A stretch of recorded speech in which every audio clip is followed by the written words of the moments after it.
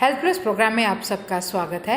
आज हम आपको लेकर चल रहे हैं Bhatia multi speciality hospital 38 Mahavir मार्ग जालंधर। हमारी टीम ने डॉक्टर पिया भाटिया चौहान जी से बातचीत की, जो कि चाइल्ड स्पेशलिस्ट हैं और न्यू दिल्ली के जीबी पंत हॉस्पिटल के एक्स रजिस्ट्रार रह चुकी हैं। हमारी टीम ने उनसे बातचीत की और उन्होंने हमें भाटिया मल्टी स्पेशलिटी हॉस्पिटल के बारे में विस्तृत जानकारी दी। अंकल जी की फील करते हो ਤੁਸੀਂ ਤਿੰਨੇ ਪੀੜ੍ਹੀਆਂ ਜਿਹੜੀਆਂ ਹੈਗੀਆਂ ਉਹੀ ਸੇਵਾ ਚ ਲੱਗੀਆਂ? He should live as long as I wish he should. He should go whenever I say now you can go from my side. Bhishma Pitamah की तरह इच्छा मृत्यु हो बस. Thank you. We have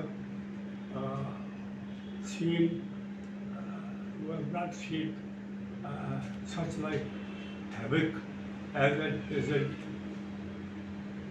killing more than 10 lakhs in the world and more than 3 lakhs in India.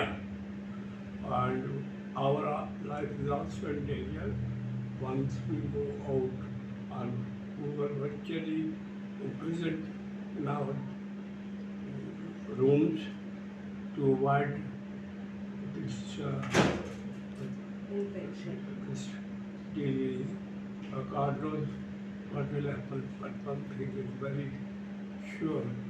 4 किताबें लिख चुके हैं, एक टीबी के ऊपर, 2 हार्ट के ऊपर, जो जिनका अनुवाद जो है 4 लैंग्वेजेस में हुआ है। तो अब कोरोना के बारे में जो है ना, ये सबको थोड़ा सलाह देंगे कि मास्क पहने और दूरी बनाए रखें, सैनिटाइज़र यूज़ करें और वैक्सीन ज़रूर लगवाएं, है ना? दादा, कोरोना के बारे में आप क्या बोलना चाहेंगे? कोरोना के बारे में England and America, they were worse than India, but now they have eradicated this disease. But in India, since the last few days, also people have become lax. They don't wear the mask, which is most important. And look, they are therefore this disease is becoming so problematic in India. And I don't know it should be eradicated or not and go away. So I end with this poetic manner to one couplet. So from that one, and so फूलों के हार से उनकी गर्दन झुक गई फूलों के हार से, वो उनकी गर्दन झुक गई फूलों के हार से, क्योंकि फूल गोभी गिर गए। दर्शकों, पंजाब प्लस चैनल के हेल्थ प्लस प्रोग्राम पर आपका स्वागत है। आज हम आपको बुलाने जा रहे हैं डॉक्टर पिया भाटिया जी के साथ, जो पिछले लंबे समय से अपनी सेवाएं as a pediatrician Bhatia hospital में दे रही हैं। भाटिया हॉस्पिटल, जो कि एक ऐसा नाम है, पिछले लंबे समय से सेवाएं कर रहा है और ख़ास तौर पर लोड़वंद जो पेशेंट्स हैं, जिनको कोई भी सहारा नहीं होता, तो ये सहारा बन के उनके साथ खड़ा हुआ है। अभी हम बात करने जा रहे हैं डॉक्टर पिया जी के साथ। पिया जी, आपका स्वागत है हमारे स्पेशल शो में। Thank you so much. Doctor पिया जी, जैसे थर्ड वेव का एपिडेमिक जैसे लोग बोल रहे हैं और पेपर्स में आ रहा है, सोशल मीडिया के ऊपर काफ़ी स्करी है ये बात, क्या कहना चाहेंगे कि थर्ड वेव है, लोगों को एक मन में सहम सा बना हुआ है, बच्चे हैं छोटे छोटे जिनको भी स्कूल जाने के लिए भी लोगों को जल्दी हो रही है कि वो बच्चे जाएं, और ऊपर से जब ये बातें सुनते हैं कि थर्ड वेव आ रही है, तो बहुत ही एक डिस्टर्ब माइंड है। क्या कहना चाहेंगे आप एज ए पेडिट्रिशियन? देखिए, थर्ड वेव जो है वो आना है, वो तो उसमें तो कोई दो राय है नहीं, ठीक है। लेकिन उसके लिए हम तैयारी ये ज़रूर कर सकते हैं कि हम अपने सिम्टम्स समझ सकते हैं और अपने बच्चों को कैसे बचाना है वो हम समझ सकते हैं। थर्ड वेव कोरोना की आने का समय जब सितंबर का सेट किया है कि सितंबर में हम एक्सपेक्ट कर सकते हैं, उसकी तैयारी हमें आज से अभी से करनी चाहिए। बच्चों की इम्यूनिटी स्ट्रॉन्ग करनी चाहिए, उनको खाने पीने के लिए थोड़ा अच्छा देना चाहिए और उनको जितना हो सके उतना बाहर जाने से रोकें, लोगों के संपर्क में आने से रोकें, क्योंकि अगर बाकी बड़ों को वैक्सीन लग भी चुकी है तो इसका मतलब ये नहीं है कि वो कैरियर नहीं बन सकते हैं। आपके बच्चों को भी वैक्सीन नहीं लगी है, आपके बच्चों को इन्फेक्शन मिल सकती है। जो थर्ड वेव है उसके लिए हमको 3 चीज़ों का ख्याल रखना है। एक कॉमन चीज़ें, जो बहुत आम सिम्टम्स हैं, एक थोड़े सीरियस और एक बहुत सीरियस। जो आम सिम्टम्स हैं उसमें आ जाता है बुखार, सर्दी, खांसी, जो कि किसी भी कारण हो सकती है। लेकिन आजकल ऐसा कोरोना का ऐसा माहौल बना हुआ है कि हम सोचते हैं कि अरे नहीं, इसके बारे में थोड़ा सा हमें सतर्क रहना चाहिए। ठीक है। दूसरी सिम्टम्स हैं, थोड़ा उनको सांस लेने में दिक्कत हो सकती है, डायरिया हो सकता है, पतली टट्टी आ सकती है, उल्टी आ सकती है, पेट के रिलेटेड सिम्टम्स हो सकती हैं, आंखें लाल हो सकती हैं। ये सब चीज़ें थोड़ा सेकंड। और सबसे जो थर्ड बहुत सीरियस हो जाता है, ऑक्सीजन ड्रॉप होना या सांस लेने में बहुत डिफ़िकल्टी या बहुत तेज़ बुखार के साथ थोड़ा झटके आना, ये सब थोड़े ज़्यादा सीरियस है। तो अगर ऐसा कुछ होता है तो तुरंत अस्पताल लेकर जाएं। लेकिन हर छोटे छोटे सिम्टम के लिए आजकल अस्पताल भी नहीं लेके जाया जा सकता, तो हम छोटे सिम्टम्स को घर में ही मैनेज कर सकते हैं। कैसे? बुखार ज़्यादा तेज़ नहीं होने दे सकते हैं। छोटी छोटी सर्दी खांसी में भी बच्चों को अनदेखा नहीं कर सकते हैं कि अगर है चलो ठीक है हो जाएगा ठीक, नहीं, उनका ख्याल रखिए। विटामिन सी दे दीजिए, थोड़े से वो बुखार कम करने की दवा दे दीजिए, खांसी की दवा। ऐसे छोटे छोटे तरीक़ों से हम अपने बच्चों को ज़्यादा सीरियस बीमारी की तरफ लेके जाने से पहले ही रोक सकते हैं। कि 1.5 साल तक अगर आप बच्चों को घर में बंद करके रखेंगे तो जो थोड़ी छूट मिली है उसका तो पूरा फ़ायदा उठाना चाहेंगे वो। तो उसमें मैं ये कहूँगी कि ठीक है, अगर आप बच्चों को लेके जाना चाहते हैं तो मास्क ज़रूर पहना के लेके जाइए, सैनिटाइज़र्स का ज़रूर इस्तेमाल कीजिए। भीड़ भाड़ वाले इलाकों में अगर लेकर जाएं तो थोड़ा सा एहतियात बरत के थोड़ा 2 गज की दूरी में रखें। भीड़ भाड़ में मत लेके जाएं, ज़्यादा ज़रूरी है। लेकिन अगर जाना भी पड़े तो थोड़ा दूरी रखें, सैनिटाइज, और घर आके बच्चों को पूरा सैनिटाइज करें, सैनिटाइज़र से हाथ धो लें, मुँह हाथ साबुन से 6 सेकंड तक धोते रहें, ऐसे करें। और जहाँ तक सवाल रहा जंक फूड का, तो जंक फूड तो वैसे भी कोई मतलब कहेगा नहीं, बट अगर थोड़ा बहुत खिलाना है तो थोड़ी अच्छी जगह से, साफ़ सफाई वाली जगह से खिलाएं। और बच्चे, मुझे लगता है कि बाहर जाना ज़रूरी इसलिए भी है कि जो 1.5 साल से अंदर बंद हैं, ठीक है, वो बिल्कुल एक तरह से ना आपने उनको किले में कैद करके रख लिया। थोड़ा सा बाहर निकलेंगे, दुनिया देखेंगे, और दुनिया देखने से उनका जो आउटलुक है वो काफ़ी ब्रॉड होता है। अगर आपने जैसे एक शहर की यात्रा करी है, उसको हम 10 किताबों के पढ़ने के बारे से कंपेयर कर सकते हैं। जो चीज़ आप अपनी आंखों से देखते हैं, सुनते हैं, उसको महसूस करते हैं, उसके बारे में पढ़ के उतना नहीं आप समझ पाते हैं। तो जाना तो ज़रूरी है, लेकिन प्रिकॉशन के साथ। और अभी जैसे बारिशें शुरू हो जाएंगी तो थोड़ा सा जाना बंद कर दीजिए, क्योंकि बच्चों की सेफ्टी और सुरक्षा ज़्यादा ज़रूरी है दैन उनको कहीं बाहर लेके जाना। जैसा अब हम बात करेंगे छोटे बच्चों के साथ, जैसे बच्चों का ब्रेस्ट फीडिंग की हम बात करें तो छोटे छोटे बच्चे हैं वो पहले ब्रेस्ट फीडिंग नहीं लेते, तो फिर उनको शीशी वगैरह लगाई जाती है। क्या कहना चाहेंगे कि एज ए पेडियाट्रिशियन आप कि कैसे करना चाहिए कि हम लोगों को ब्रेस्ट फीडिंग तो नो डाउट की एक बहुत ही बड़ी जो है चीज़, लेकिन कई बार लोगों को ये नहीं मालूम कि हम लोग कितनी देर तक ब्रेस्ट फीडिंग, कई बार 1.5 साल के बच्चे, 2 साल के बच्चे भी जो है फीडिंग करते रहते हैं। क्या कहना चाहेंगे आप हमारे देखने वाले दर्शकों को? ब्रेस्ट फीडिंग जो है वो बहुत ज़रूरी है, सिर्फ बच्चे के लिए नहीं, माँ के लिए भी मैं कहती हूँ बहुत उतनी ही ज़रूरी है। क्योंकि जो माँ है उसके ब्रेन में जो सिग्नल जाता है कि ये मेरा बच्चा है, मुझे इसका ख्याल रखना है, वो जो बॉन्डिंग होती है माँ की बच्चे से, वो ब्रेस्ट फीडिंग से ही होती है।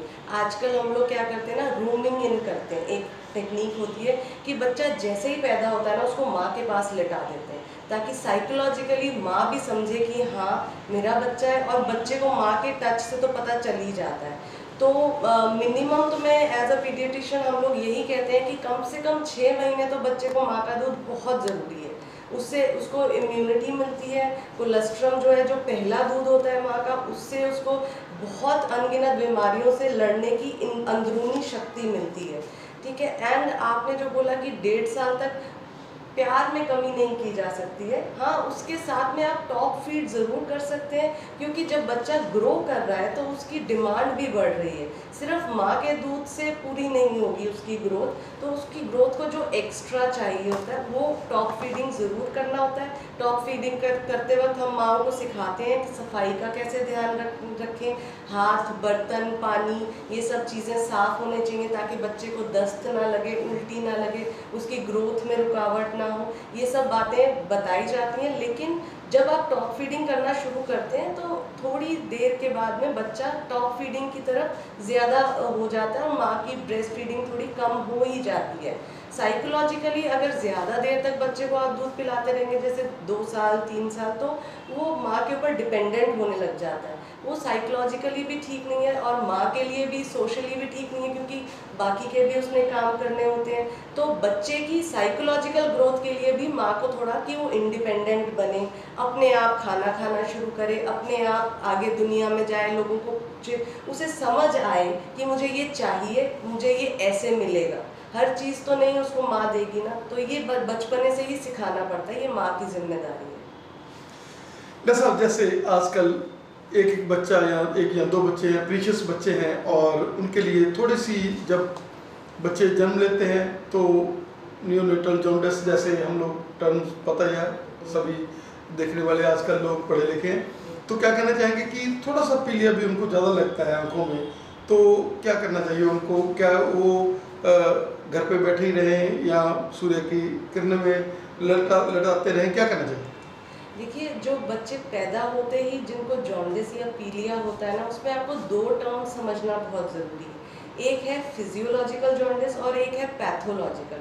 फिजियोलॉजिकल का मतलब है कि ये नॉर्मली जब बच्चा माँ के पेट में होता है तब उसका खून जो है वो ऑक्सीजन को यूटिलाइज करने की ज़रूरत नहीं होती, क्योंकि उसको माँ के खून से ही ऑक्सीजन मिलता है। लेकिन जब वो बाहर आके सांस लेता है तब उसका खून ऐसा होना चाहिए जो फेफड़ों से ऑक्सीजन ले और बाकी अंगों को ऑक्सीजन दे।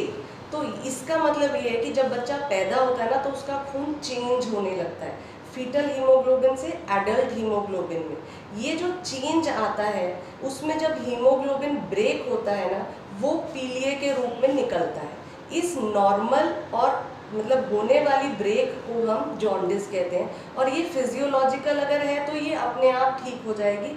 इसके लेवल्स इतने ज़्यादा बढ़ते भी नहीं हैं और काफ़ी हद तक इसमें कॉम्प्लिकेशंस नहीं आती हैं, तो आपको दवाइयों वगैरह की ज़रूरत नहीं होती। आप घर में, जैसे आपने बताया कि सूरज की किरणें दे के, ठीक है, उनको ठीक कर सकते हैं, वो वैसे अपने आप हो जाते हैं। हल्की सी थोड़ी बहुत मल्टीविटामिन्स वगैरह दे के उससे ठीक हो जाते हैं। लेकिन अगर बच्चे को पैथोलॉजिकल जॉन्डिस है, मतलब कि कोई और दिक्कत है, जैसे माँ का ब्लड ग्रुप और बच्चे का ब्लड ग्रुप नहीं मैच किया, ठीक है, सपोज, तो उसमें रिएक्शन ज़्यादा होता है, और जब भी रिएक्शन ज़्यादा होगा बच्चे का कोमल शरीर उसको झेल नहीं पाएगा, उसकी वजह से उसके साइड इफ़ेक्ट्स या उसकी कॉम्प्लिकेशंस ज़्यादा होती हैं। तो उसका सबसे ज़रूरी, सबसे इम्पॉर्टेंट क्या है कारण कि लेवल्स बहुत बढ़ जाते हैं, और जब भी बिलीरुबिन के लेवल बॉडी में बढ़ जाते हैं दिमाग पे असर होता है। दिमाग पे असर होगा तो झटके आ सकते हैं, ठीक है, बाकी बॉडी ऑर्गन्स पे असर होगा, क्योंकि बहुत कोमल होते हैं, अभी तो पैदा हुए हैं, अभी तो उन्होंने अपना फंक्शनिंग करना शुरू किया है, तो इतना कैसे झेलेंगे ना केमिकल्स की मार। तो इसलिए उनको थोड़ा, तब जब पैथोलॉजिकल जॉन्डिस होता है तब उनको डॉक्टर की और मेडिकल सहायता की ज़रूरत होती है। तो जैसे आपके डॉक्टर ने बोला उसके हिसाब से कभी कभी हमको दवाइयाँ देनी पड़ती हैं, कभी हमको ट्यूबलाइट, जैसे वो फोटोथेरेपी यूनिट्स हैं, उनमें रखना पड़ता है। अगर बहुत ज़्यादा हो जाता है तो कभी कभी पार्शियल ट्रांसफ्यूजन, एक्सचेंज ट्रांसफ्यूजन करना पड़ता है, मतलब बच्चे का खून बदलना पड़ता है हमको। तो ये सब चीज़ें जो है पैथोलॉजिकल जॉन्डिस के लिए। फिजियोलॉजिकल जॉन्डिस जो कि नॉर्मल होता है, उसमें आप डॉक्टर की सलाह ज़रूर लें, क्योंकि हर एक, आपने बताया कि हर एक या दो बच्चे होते हैं, बहुत प्रेशियस होते हैं, माँ बाप भी परेशान होते हैं, नो डाउट। बच्चे को ज़रा सी परेशानी होगी, माँ बाप ज़्यादा परेशान होंगे। ऐसे में सलाह लेने की कोई मतलब मनाही नहीं है, आप डॉक्टर से सलाह लीजिए, जो डॉक्टर आपको बोल रहे हैं जैसे जैसे दवा देंगे तो वो दवा से ठीक हो जाए। पीडियाट्रिशियन सेंटर से ज़्यादा मैं इस हॉस्पिटल को, भाटिया हॉस्पिटल को ना ह्यूमेन सेंटर बोलूँगी। आप मानेंगे नहीं, हमने मतलब बचपन से ही, मेरे दादाजी डॉक्टर जेटी भाटिया, तो कभी कोई गरीब पेशेंट उनके पास आता था तो अगर पेशेंट ये बोलते ना कि डॉक्टर साहब मेरे पास तो घर जाने के भी पैसे नहीं हैं, तो दादाजी क्या कहते थे कि ये लो पैसे और ये लो खाना खा के जाओ, तुम दवाई की फिक्र मत करो, मैं तुम्हारे को पूरी दवा दे दूँगा। और आज भी जब भी कोई पेशेंट मेरे पास आता है तो दादाजी मुझे एक बार ज़रूर ऐसे नज़र करके देखेंगे कि तुम इसकी पूरी मदद कर रही हो ना, चाहे फाइनेंशियल हो, चाहे दवाइयों की हो, चाहे इमोशनल क्यों ना हो। कई बार होता है कि माएँ ज़्यादा परेशान हो जाती हैं, बच्चे को इंजेक्शन लग रहा है, माँ रोने लग जाती है, ठीक है, तो दादाजी मुझे ये ज़रूर बोलते हैं कि देखो माँ रो रही है, वो माँ है, तुम उसके पास जाके उसको इतना तो बोल सकती हो ना, कोई बात नहीं, ये तो ज़रूरी था, ठीक हो जाएगा, तसल्ली रखो। तो आजकल जो ये 1-on-1 बॉन्डिंग जो पेशेंट की डॉक्टर के साथ जो है, ये मैंने उनसे सीखी है। क्योंकि हम किताबें चाहे जितनी मर्जी पढ़ लें, आधुनिक टेक्निक्स, आधुनिक मशीनें जो मर्जी कर लें, उससे क्या एक मशीनी युग तैयार हो जाता है। जो हमारा आपस में दिल से दिल का मेल होता है ना, जो एक दूसरे का दर्द समझने की क्षमता होती है, वो आजकल मतलब कम है। वो चीज़ बहुत ज़रूरी है। जो एक डॉक्टर है, डॉक्टर ने दुख पेशेंट का दूर करना है। अगर डॉक्टर में सहानुभूति नहीं होगी, उसमें धैर्य शालीनता नहीं होगी, तो पेशेंट तो ठीक है पैसे दे के दवा लेके चला जाएगा, लेकिन तसल्ली कहाँ मिलेगी उसको। आपको फिजिकली बीमारियों का इलाज करना है, साथ में उसके दिमाग की टेंशन और उसके मन की जो उथल पुथल है, हाय मेरा बच्चा ठीक हो जाएगा ना, वो चीज़ का अगर आप नहीं निवारण करेंगे तो फिर आप अच्छे डॉक्टर नहीं बनेंगे। ये चीज़ मुझे मेरे दादाजी ने और मेरे पापा ने सिखाई कि आप ठीक है जो मर्जी करो, लेकिन थोड़ा सा एक पेशेंट के साथ 1-on-1 बात करके उसको तसल्ली ज़रूर दो कि आप ठीक हो जाओ। ऐसा इस बात का बहुत बड़ा अभाव है हमारे पंजाब में खास करके, और डॉक्टर्स का जो माइंड सेटअप है, जो नए पढ़कर बच्चे आ रहे हैं, it's completely different from you. और जिस तरीके से आप अपने दादाजी को फॉलो कर रहे हैं और बच्चे फॉलोइंग भी उनकी अब थोड़ा सा इसमें भी थोड़ा गड़बड़ है फॉलो करने में भी। और लोग कहते हैं कि आजकल पेशेंट्स और डॉक्टर्स का कि आजकल ये हो रहा है, हॉस्पिटल्स में ये हो रहा है, तो हम लोग ये माने कि यहाँ पर सेवा है, यहाँ पर माइंड सेटअप बढ़िया है, यहाँ पर आपका मेंटल एटीट्यूड सही है, तो वहाँ पर भगवान अपने आप आपके साथ है और आपके पेशेंट्स आपको आज भी वही दर्जा देते हैं जो आज से 20-25 साल पहले देते थे।